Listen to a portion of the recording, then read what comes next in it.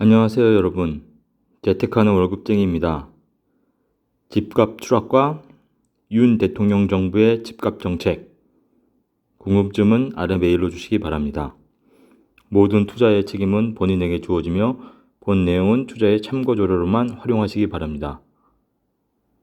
오늘 부동산 정상화 방안 해가지고 오늘 오전에 윤 정부에서 지금 발표를 했죠. 특히 임대차 안정화 방안. 그래서 이번 정부에서는 굉장히 정책을 중요하게 지금 생각하고 있고 그 정책을 여러 가지 지금 펼치고 있습니다. 그래서 이번 시간에는 여러분들이 그 정책에 대해서 이해하는 시간을 가져야 됩니다. 정책에 맞춰서 여러분이 투자를 하고 또 앞으로 내 자산을 지켜나가야 되기 때문입니다. 그러면 간단하게 설명을 좀 드리겠습니다. 일단 지금 전국 부동산, 특히 아파트 가격을 간단하게 좀 리뷰를 해드리겠습니다. 지금 2024년 4월 달부터 6월 달까지 약 2달, 한 10일 정도의 아파트 가격을 변화를 좀 보면요. 지금 전국적으로 강원도랑 좀 전라북도만 강세 2% 정도 상승을 했고 나머지 지역들은 다 0.1%에서 0% 정도의 다 보합권을 유지하고 있습니다. 서울, 경상북도, 충청도 2달 반 정도 기간 동안에요. 근데 지금 떨어진 곳, 지금 1%, 2% 하락한 곳은 대구, 세종, 전라남도, 그리고 인천, 서울의 일부 지역, 그렇죠? 그 중에서도 지금 서울을 좀 확대해서 보면 노원구, 강북구, 서대문구가 0.1% 이하, 지금 좀 1% 좀 이하 하락을 했고요. 그 다음에 나머지 중에서 서초, 그리고 용산, 종로 쪽이 약 0.1% 이상 좀 상승을 했습니다. 그래서 지금 가격이 전국적으로 좀 안정화되어 있는 그런 상태다. 그런 식으로 좀 이해를 하시면 될 것 같습니다.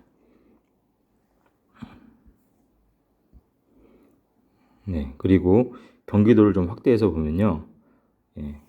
경기도가 전체적으로 지금 0.1%, 2달 반 동안 0.1% 정도 상승한 것으로 나오는데 그 이유는 경기도 전체를 확대해서 보면 이천, 파주, 평택, 안성이 좀 상승을 했고요. 나머지 이 화성이라든지 뭐 시흥이라든지 안양이라든지 이 핵심 지역들이 다 0.1% 이상 하락을 했습니다. 그래서 전체적인 지도에서는 이렇게 약 0에서 0.1% 정도를 나타내고 있는 것입니다. 그래프도 지금 계속 상승을 하다 끝에 부분에서 지금 꺾였죠. 지금 안정화되고 있는 추세입니다. 그 중에서 특히 좀 경기도 좀 설명을 해드렸고요. 그리고 이번에 이제 주택 시장 정상화 추진 전략, 정상화 방안 해가지고 이번 정부에서 지금 발표를 했고 오늘 아침에 기자회견을 하고 발표를 했습니다. 좀 퀵하게 전체적인 좀 방향을 좀 알아야지 제 구독자들이 투자하고 자산을 지키는데 좀 유리할 것 같아서 오늘은 이 시간을 가졌습니다. 오늘 발표한 게 첫째, 가장 중요한 임대차 시장 안정화 방안. 임대차 시장이 안정화가 돼야지 지금 매매가가 부동산 시장이 좀 안정화될 거다 이렇게 판단을 해서 오늘 아침에 좀 발표한 내용들을 좀 간단하게 좀 정리를 하면요. 임차인 부담을 경감한다. 그래서 공동선 중수 상생 임대인에게 혜택을 주겠다. 상생 임대인 요건을 완화하고 혜택을 확대하고 적용 기간을 연장하겠다. 그리고 갱신 만료 임차인 전세 대출 지원을 강화해 주겠다. 버팀목 대출, 보증금, 그리고 대출 한도 확대. 그리고 임차인 전월세 비용 세제 지원 강화. 이 항목이 들어가 있고요. 그리고 임대주택 공급 확대. 건설 등록 임대를 활성화하겠다. 단기 주택 공급을 촉진하겠다. 임대 매물 유동 물량을 확대하겠다. 예, 그래서 지금 전체적인 큰 그림은요, 이렇게 임대차 시장을 안정화시키기 위해서 임대차 시장을 좀 활성화하고, 그 다음에 또 여기에 정리되어 있지 않지만 추가적으로 지금 일시적 1가구 2주택, 특히 조정지역에서는 집을 지금 사고 6개월 이내에 그 전집을 팔아야 되는데, 그것을 2년으로 지금 완화해주는 그런 대책도 지금 내놨고, 전체적으로 지금 시장 정책에 맞춰서 시장에 맡기는 그런 정책으로 변화되고 있습니다. 그런 내용을 좀 알고 계셔야 됩니다. 그래서 본 정부에서 좀 분석한 보고서인데요. 지난 5년간 주택시장 개관을 좀 정리를 했습니다. 그래서 김영삼 정부부터 문재인 정부까지 매매가격 상승률을 보면은 문재인 정부에서 46%가 서울에 올라갔고 수도권이 43% 역대급 상승을 한 거죠. 이대로 지금 보고 있을 수는 없다. 그리고 세제 관련해서도 문재인 정부에서 종부세가 0.6에서 6%까지 가고 양도세가 70%까지, 그렇죠?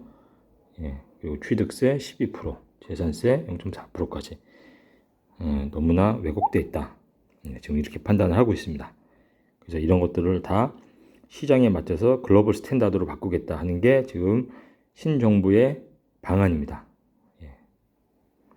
이 내용을 필요하신 부분은 이 화면을 캡처를 해서 한번 쭉 읽어보시기 바랍니다. 그래서 새 정부의 주택 부분 공약, 주택 부분 공약을 보면은 수요 대응하기 위해서 주택 공급을 하겠다. 5년간 250만 호. 전체적인 세부 계획은 오른쪽과 같고요. 그리고 재건축, 재개발, 리모델링을 활성화하겠다. 1기 신도시 재정비하겠다. 저층 단독, 다가구 주택 정비 활성화하겠다. 이 내용들에 대해서 한번 숙지를 하시면 될 것 같습니다. 오늘 새 정부의 주택 부분 공약, 주택 임대시장 정상화, 오늘 이제 나왔죠 얘기. 임대차법 전면 재검토하고 등록 임대사업자 지원제도 재정비하겠다. 공공 및 민간 임대주택 활성화, 부동산 세제 정상화, 주택 대출 규제를 완화하겠다. 외국인 투기성 주택 거래 규제하겠다. 그래서 세부 내용은 있는 것들 한번 쭉 읽어보시기 바랍니다. 아주 중요합니다. 그리고 역대 정부의 주택 정책 비교를 했는데 핵심은 이겁니다. 쭉 김영삼 정권, 보수 정권이죠. 이명박 정권, 박근혜 정권. 그리고 민주당 정권이 김대중, 노무현, 문재인인데 핵심은 비규제기에는 서울 아파트 매매가격 상승률이 이 파란색인데 굉장히 안정돼 있었다. 근데 규제를 한 시기에는 5% 이상, 10%까지 상승을 했다. 그리고 결론은 경제 성장률 노란색 대비해서 규제를 하게 되면 주택 가격이 많이 올라가고 규제를 하지 않고 시장에 맡기면 안정화된다. 이게 핵심입니다. 이렇게 가겠다. 그래서 주택 시장 영향 요인을 했는데 이게 주택 가격 변동의 가장 큰 요인은 주택 수급 상황, 그리고 경제 성장률, 그리고 주담대 금리 순이다. 그렇게 좀 분석을 했고 지난 30년 동안 집값 변동 요인 분석 결과 주택 수급 상황과 경기가 가장 큰 영향을 미친 것으로 나타났다. 금리는 대체로 경기와 같은 방향으로 움직이므로 중장기적으로는 집값과 비슷한 상향을 보인다. 단기적으로는 하락 요인이다. 지금 단기적으로 너무 많이 올라오고 있으니까 하락 요인이라 이거죠. 그리고 특히 서울은 절대적인 공급 부족과 고가화로 금리 영향에 비해서 수급 지수 영향이 현저하게 크다. 서울 같은 경우는 특히 공급이 아주 중요한 영향을 미쳤다. 지금 이렇게 판단을 하고 있습니다.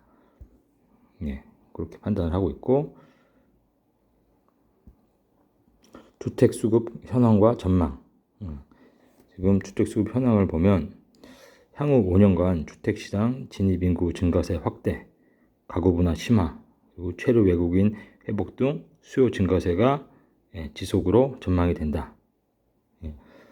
지금 보면은 2021년부터 인구는 좀 감소세에 있지만 지금 정부에서 판단하기에는 주택시장 진입인구, 뭐 결혼을 한다든지 좀 분가를 한다든지 이런 인구가 증가되기 있기 때문에 주택 수요 숫자는 증가를 한다. 그래서 수요는 향후 5년간 증가를 할 거다. 주택 시장에 진입하는 30세 인구가 최근 68만 명 내외에서 향후 5년간 73만 명 수준으로 증가를 할 거다. 그래서 가구는 2043년까지 증가세를 유지할 거다. 그래서 인구는 실제 좀 줄어드는 경향을 나타내지만 가구 분화라든지 또는 결혼을 하는 그런 인구가 증가하기 때문에 44년까지는 계속 주택이 필요하다. 그렇게 지금 판단을 하고 있습니다. 그래서 인구가 줄어드는 것보다는 가구 분화 이것 때문에 주택이 필요해서 엄청난 공급을 해야 된다. 이렇게 지금 판단을 하고 있습니다. 그래서 결론은 지금 이렇게 30세 도달 인구가 22년부터 73만 명, 74만 명 계속 증가한다 이거죠. 그래서 순 증가율이 사망자 빼고 순 증가율이 약 40만 명 정도로 계속 증가를 하기 때문에 집이 필요하다. 이렇게 지금 판단을 하고 있습니다. 단 중요한 것은 2044년 이후부터는 30세 이상의 지금 가구가 감소가 하기 때문에 그때부터는 주택 수요가 좀 줄어들 것이다. 이렇게 판단을 하고 있습니다. 주택 수급 현황과 전망. 그래서 향후 5년간 공급 가능 물량을 계산을 해봤는데 5년간 공급 목표가 250만 호, 공공택지 공급 가능 물량이 약 100만 호, 민간택지 공급 가능 물량이 약 120만 호에서 220만 호고 부족분이 30만 호다. 문재인 정부는 5년간 공급 부족 누적분 47만 호에다 향후 5년간 공급 부족 예산 30만 호를 합쳐서 총 77만 호분, 약 3천만 평 공공택지 추가 확보가 필요하다. 이렇게 지금 판단을 하고 있습니다. 그래서 77만 호에 대한 거를 추가 확보를 해야 된다. 이게 아주 중요합니다. 이게 제가 분석한 결과와 거의 지금 일치를 하더라고요. 신정부에서 지금 판단을 하기를 집값에 가장 큰 영향을 미치는 경기 전망은 과잉 유동성은 1번으로 뽑았습니다. 제가 매번 분석할 때마다 M2 나누기 M1 비율이죠. 그래서 과잉 유동성 감축, 그리고 우크라이나 전쟁 등 향후 2년간 세계 정세는 하방향이 지속될 가능성이 있다. 그래서 집값을 세계 경기 전망과 국내 경제 전망으로 좀 나눴습니다. 그래서 중요한 것은 과잉 유동성인데 지난번이라 하면 2021년 말까지는 유동성이 너무 많았고 지금부터는 이제 과잉 유동성을 감축하는 단계에 있다. 지금 그렇게 판단을 하고 있죠. 판단을 하고 있고 세계 경제 전망은 코로나 이동 제한, 세계 금리 인상, 유동성 감축, 우크라이나 전쟁, 중국 봉쇄 정치, 위드 코로나 등 긍정적인 요인보다는 위와 같은 부정적인 요인들이 아주 많다. 그렇게 좀 판단을 하고 있습니다. 굉장히 좀 힘든 상황이죠. 그리고 국내 경제 전망도 지금 보수적으로 GDP 경제 성장률을 보면은 2021년에는 약 4%였는데 22년부터는 약 2%대로 내려왔습니다. 경제가 앞으로 안 좋다. 그러면은 유동성도 지금 많이 감축이 될 테고 집값이 아마 하방 압력을 받을 것입니다. 그래서 주택시장 전망을 내기를 2022년 주택 공급 부족량 누적에도 불구하고 공급량이 부족하지만 경기 부진과 대출금리 급등, 양도세 한시 완화로 매물이 증가됨에 따라서 금년 말까지는 조정론을 지속하다가 내년에는 보합세, 그리고 내후년 상승세. 이 내후년이라는 게 지금 3, 4년 후니까 실제적으로는 2026년을 예상합니다. 예, 이거는 오타 같고요. 그래서 실제 제가 예측한 2026년 정도부터가 집값이 최고 하락이다. 그 다음에 2026년부터 28년 그 사이에 바닥을 찍고 서서히 상승하는 기간이 있을 거다. 예, 제가 예측하는 거랑 좀 비슷한 것 같습니다. 그래서 2022년에는 대출금리 지속 상승, 그리고 경기도나 양도세 하시 매물 등으로 집값 하방 압력이 증가를 할 거고, 2023년에는 금리 상승세 최고로 찍고 우크라이나 전쟁 종결이 될 거고, 새 정부 규제 완화 본격 가동됨에 따라 기대감이 좀 증가가 되고, 실제는 이게 23년부터 한 24년까지 되고, 이거는 한 실제 25, 6년 정도 되면 코로나가 완전 극복이 되고 금리 하향 안정세, 미국 대선 등으로 경기 회복에 따른 상승 분위기가 2026년에 바닥을 찍고 이제 올라가지 않을까. 예, 그렇게 지금 생각이 됩니다. 네. 그리고 주택시장 정상화 방안, 주택시장 정상화 방안에 대해서 지금 세제, 금융, 임대, 공급에 대해서 지금 체계적으로 대책을 세웠습니다. 이 내용들에 대해서 전체적으로 제가 간단하게 좀 설명을 드렸고, 이 현황과 문제점에 대해서 이 화면을 캡처해서 한번 쭉 읽어보시기 바랍니다. 세제 정책. 세제 정책, 지금 현재 보유세에 있어서는 너무나 지금 보유세가 높죠. 보유세가 지금 문재인 정부에서는 종합부동산세가 조정대상의 지역은 1.2에서 6%까지 돼 있다. 해외에는 없다. 그래서 종합부동산세라는 부동산 보유세 부담 총액이 타국에 비해서 너무 높다. 이것을 개선해야 된다는 얘기죠. 이것을 개선하기 위해서 문제점을 보유세가 너무 높은 거, 국민들의 부담이 너무 높다. 특히 다주택자들도 종부세 부담이 너무 높다.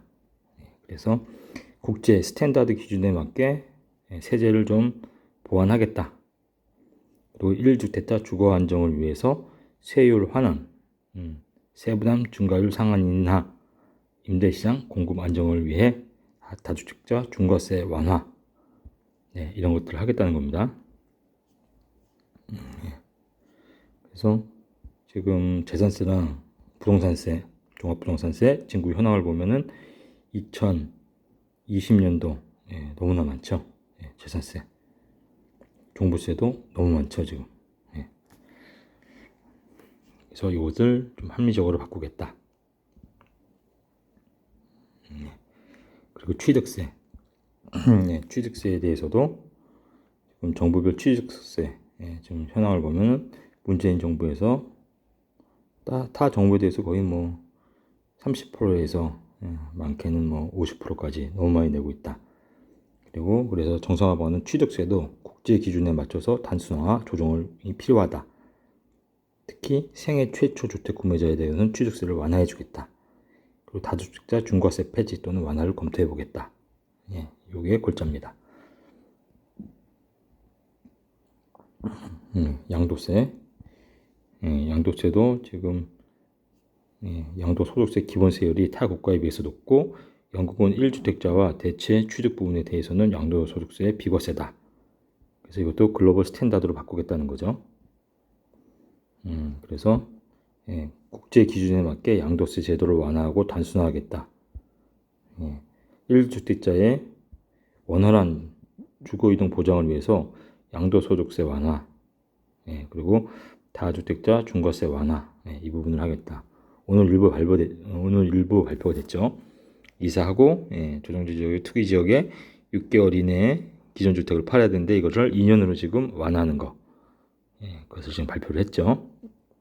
그런 좀 정책들을 다 하고 있기 때문에 여러분 공부 열심히 하셔야 됩니다. 공부라기보다는 이런 내용을 잘 듣고 정리를 해주시면 됩니다. 금융 부분, 금융 부분도 지금 LTV를 풀어주는 쪽으로 지금 정리를 하고 있죠.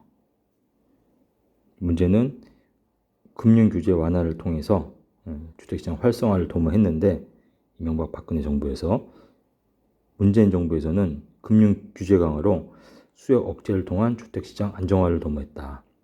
문재인 정부는 조정 대상 지역에서 LTV를 대폭 하향 조정하고 다주택자는 주택담보대출이 불가능하게 했다. 이렇게 됐는데 지금 현황 및 문제점은 주택사업 대출금 소요는 증가하고 주택 도시기금 민간 대출이 감소했다. 이런 문제점이 있어서 개선 방안은 사업자의 주택 공급 활성화를 위한 대출 한도를 현실화하겠다. 그리고 서민용 임대주택 지속 운영 및 연장 시 임대주택 대출 기한을 연장을 고려하겠다. 그런 지금 방안을 하겠다고 내놨습니다. 공급대책은